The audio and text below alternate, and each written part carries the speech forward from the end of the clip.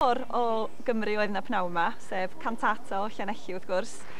Cor o ferched, cor tri llais, a mi oedd Catrin i arweinyddes nhw wedi gosod salm cant a hanner iddyn nhw Molwch yr Arglwydd.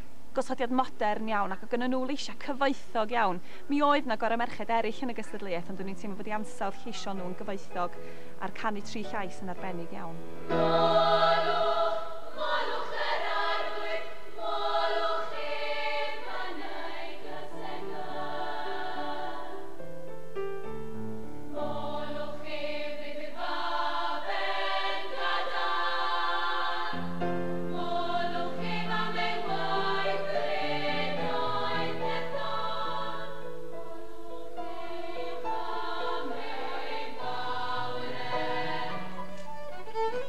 Lawr yn yr orsaf ges i gwmni grŵp y cleddyfwyr o Brifysgol Durham.